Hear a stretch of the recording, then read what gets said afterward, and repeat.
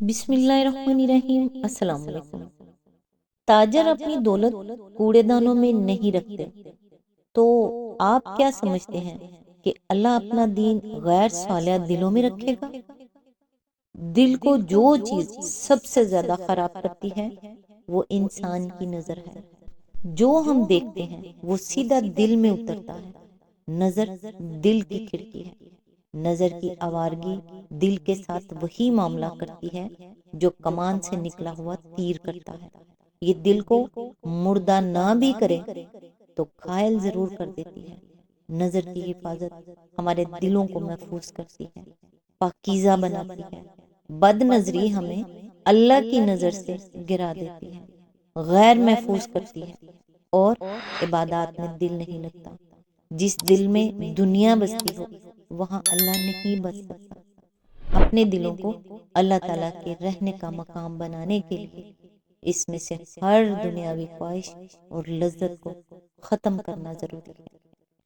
آج انشاءاللہ سورہ الانسان کی آیت نمبر 7 کی تفسیر، جہاں سے پچھلی ویڈیو میں سلسلہ ٹوٹا تھا، آج انشاءاللہ وہیں سے سٹارٹ کرتے ہیں۔ اعوذ باللہ من الشیطان الرجیم، بسم اللہ الرحمن الرحیم۔ نمبر 4، جس کام میں بجائے خود کوئی نیکی نہیں ہے اور آدمی نے خواہ مخواہ کسی فضول کام، ناقابل برداشت مشقت یا محض تعذیب نفس کو نیکی سمجھ کر اپنے اوپر لازم کر لیا ہو، اس کی نظر پوری نہیں کرنی چاہیے۔ اس معاملے میں نبی صلی اللہ علیہ وآلہ وسلم کے ارشادات بالکل واضح ہیں۔ حضرت عبداللہ بن عباس فرماتے ہیں کہ ایک مرتبہ حضور صلی اللہ علیہ وآلہ وسلم خطبہ ارشاد فرما رہے تھے کہ آپ نے دیکھا ایک صاحب دھوپ میں کھڑے ہیں۔ آپ نے پوچھا یہ کون ہے اور کیسے کھڑے ہیں؟ عرض کیا گیا یہ ابو اسرائیل ہیں، انہوں نے نظر مانی ہے کہ کھڑے رہیں گے، بیٹھیں گے نہیں، نہ سایہ کریں گے، نہ کسی سے بات کریں گے اور روزہ رکھیں گے۔ اس پر آپ صلی اللہ علیہ وآلہ وسلم نے فرمایا ان سے کہو بات کریں، سائے میں آئیں، البتہ روزہ پورا کریں۔ بخاری، ابو داؤد، ابن ماجہ، موطا۔ حضرت عقبہ بن عامر جہنی کہتے ہیں کہ میری بہن نے ننگے پاؤں پیدل حج کرنے کی نظر مانی، اور یہ نظر بھی مانی کہ اس سفر میں سر پر کپڑا بھی نہ ڈالیں گی۔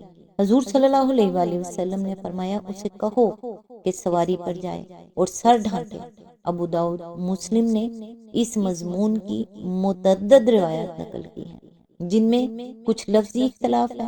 حضرت عبداللہ بن عباس نے عقبہ بن عامر کی بہن کا یہ واقعہ بیان کرتے ہوئے حضور صلی اللہ علیہ وآلہ وسلم کے جو الفاظ نقل کیے ہیں وہ یہ ہیں: اللہ کو اس کی اس نظر کی کوئی ضرورت نہیں ہے، اس سے کہو کہ سواری پر جائے۔ ابو داؤد۔ ایک اور روایت میں حضرت ابن عباس کہتے ہیں کہ ایک شخص نے عرض کیا میری بہن نے پیدل حج کرنے کی نظر مانی ہے۔ حضور صلی اللہ علیہ وآلہ وسلم نے فرمایا تیری بہن کے مشقت میں پڑنے کی اللہ کو کوئی ضرورت نہیں پڑی ہے، اسے سواری پر حج کرنا چاہیے۔ ابو داؤد۔ حضرت انس بن مالک کی روایت ہے کہ حضور صلی اللہ علیہ وآلہ وسلم نے غالباً سفر حج میں دیکھا کہ ایک بڑے میاں کو ان کے 2 بیٹے سنبھالے لیے چلے جا رہے تھے۔ آپ نے پوچھا یہ کیا معاملہ ہے؟ عرض کیا گیا انہوں نے پیدل چلنے کی نظر مانی ہے۔ اس پر آپ صلی اللہ علیہ وآلہ وسلم نے فرمایا اللہ تعالیٰ اس سے بے نیاز ہے کہ یہ شخص اپنے نفس کو عذاب میں ڈالے۔ پھر آپ نے اسے حکم دیا کہ سوار ہو۔ بخاری، مسلم، ابو داؤد۔ مسلم میں اسی مضمون کی حدیث حضرت ابو ہریرہ سے بھی مروی ہے۔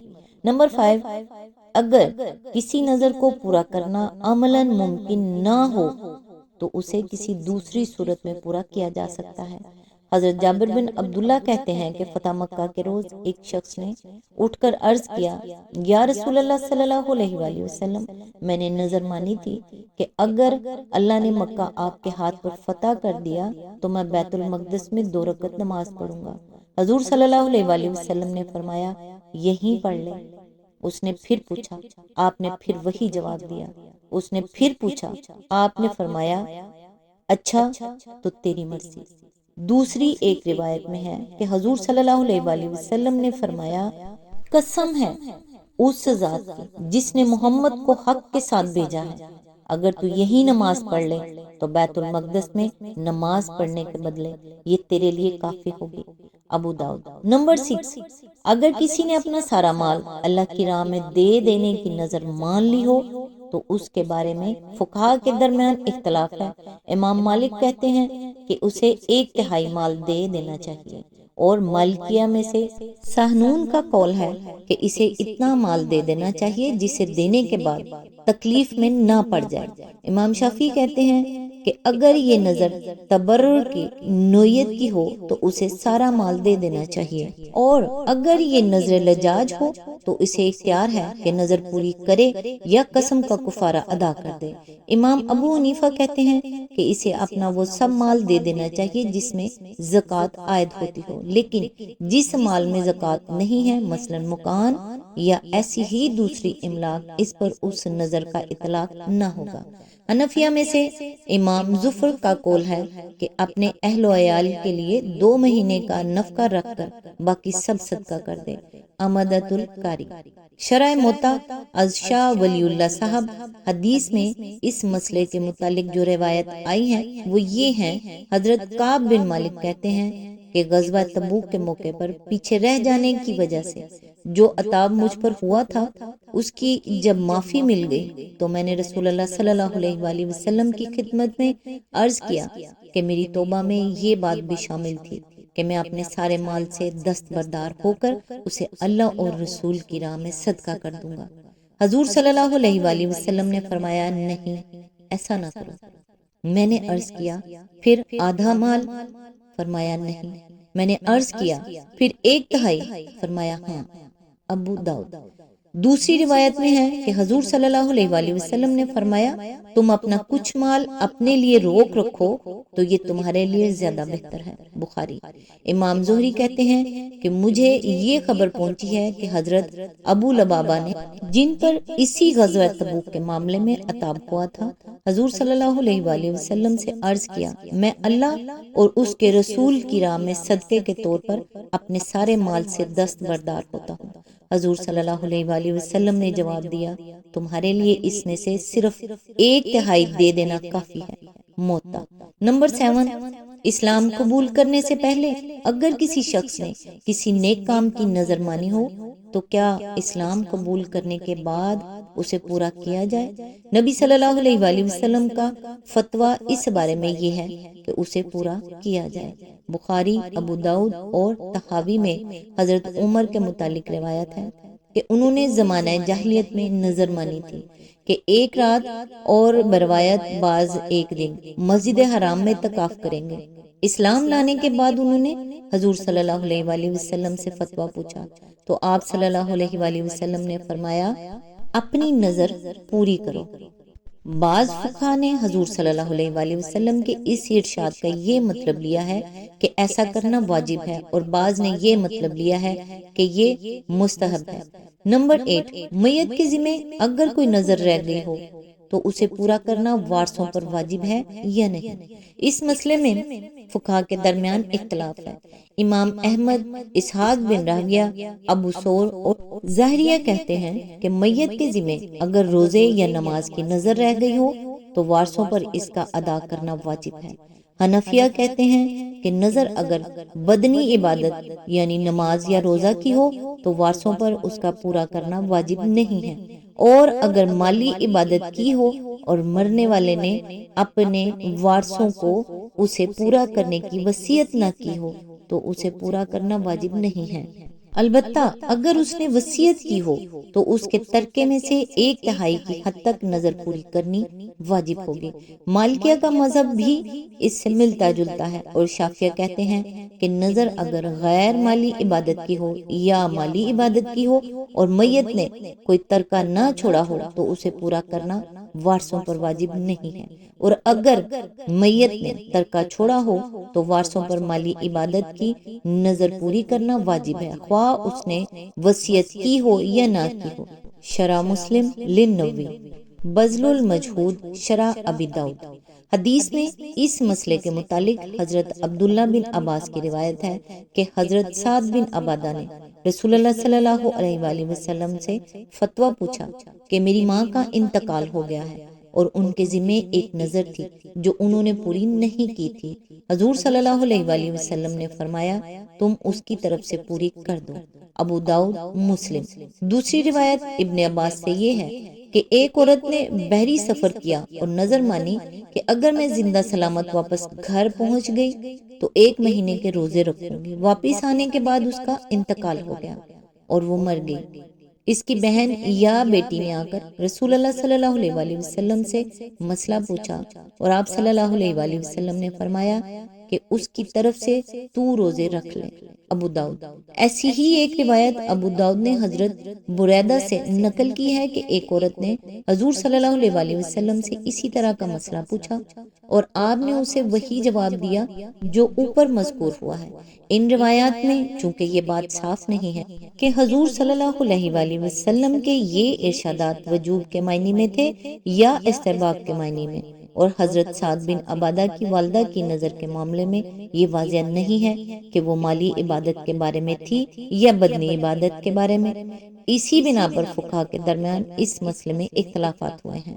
نمبر 9، غلط اور ناجائز نیت کی نظر کے معاملے میں یہ بات تو صاف ہے کہ اسے پورا نہیں کرنا چاہیے، البتہ اس مسئلے میں اختلاف ہے کہ اس پر کفارہ لازم آتا ہے یا نہیں۔ اس مسئلے میں چونکہ روایات مختلف ہیں اس لیے فقہا کے مسالک بھی مختلف ہیں۔ ایک قسم کی روایت میں یہ آیا ہے کہ حضور صلی اللہ علیہ وآلہ وسلم نے ایسی صورت میں کفارے کا حکم دیا ہے۔ مثلا حضرت عائشہ کی یہ روایت کہ حضور صلی اللہ علیہ وآلہ وسلم نے فرمایا معصیت میں کوئی نظر نہیں ہے اور اس کا کفارہ قسم توڑنے کا کفارہ ہے۔ ابو داؤد۔ عقبہ بن عامر جہنی کی بہن کے معاملے میں جس کا ذکر اوپر نمبر 4 میں گزر چکا ہے، نبی صلی اللہ علیہ وآلہ وسلم نے حکم دیا کہ وہ اپنی نظر توڑ دیں اور 3 دن کے روزے رکھیں۔ مسلم، ابو داؤد۔ ایک اور عورت کے معاملے میں بھی جس نے پیدل حج کی نظر مانی تھی، حضور صلی اللہ علیہ وآلہ وسلم نے حکم دیا کہ وہ سواری پر حج کے لیے جائے اور قسم کا کفارہ ادا کر دے۔ ابو داؤد۔ ابن عباس کی روایت ہے کہ حضور صلی اللہ علیہ وآلہ وسلم نے فرمایا جس نے ایک نظر مان لی اور اس بات کا تعین نہ کیا کہ کس بات کی نظر مانی ہے وہ قسم کا کفارہ دے، اور جس نے معصیت کی نظر مانی وہ قسم کا کفارہ دے، اور جس نے ایسی نظر مانی جسے پورا کرنے کی وہ قدرت نہ رکھتا ہو وہ قسم کا کفارہ دے، اور جس نے ایسی نظر مانی جسے وہ پورا کر سکتا ہو وہ اسے پورا کرے۔ ابو داؤد۔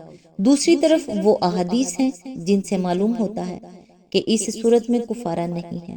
اوپر نمبر 4 میں جن صاحب کا ذکر آیا ہے کہ انہوں نے دھوپ میں کھڑے رہنے اور کسی سے بات نہ کرنے کی نظر مانی تھی، ان کا قصہ نقل کر کے امام مالک نے موطا میں لکھا ہے کہ مجھے کسی ذریعے سے بھی یہ معلوم نہیں ہوا کہ حضور صلی اللہ علیہ وآلہ وسلم نے ان کو نظر توڑنے کا حکم دینے کے ساتھ یہ بھی حکم دیا ہو کہ وہ کفارہ ادا کریں۔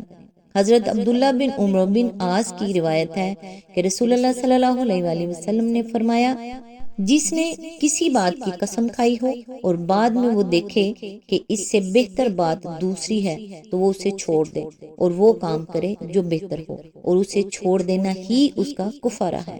ابو داؤد۔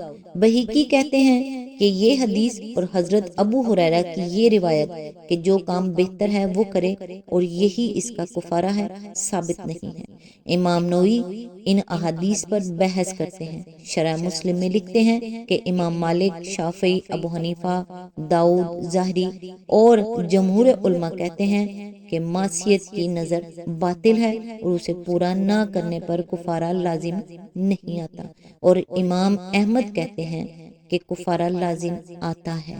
آیت نمبر 7 یہاں مکمل ہوئی۔ نیکسٹ انشاءاللہ آیت نمبر 8 سے سٹارٹ کریں گے۔ آج کی دعا: یا اللہ تو سب جانتا ہے، مجھے بھی، میری کمزوری بھی، میرے گناہ بھی، میرے لفظوں کی توبہ بھی، ایسی توبہ کہ جس کے بعد پھر گناہ ہو جاتا ہے۔ میری کمزور ذات تجھ سے شرمندہ ہے میرے مالک۔ میرے رب، میرے گناہوں کو تیری ذات پردے میں رکھتی ہے، میرے ان گناہوں کو معاف فرما میرے رب، اور تو ہی اول ہے، تو ہی آخر، تو رحمان ہے، تجھے تیری رحمت کا واسطہ معاف فرما دے، گناہگار بشر ہوں، اور تو ہی میرا رب ہے، تو ہی میرا مالک۔ آمین ثم آمین۔ نیکسٹ ویڈیو تک کے لیے دعاؤں میں یاد رکھیے گا۔ اللہ حافظ۔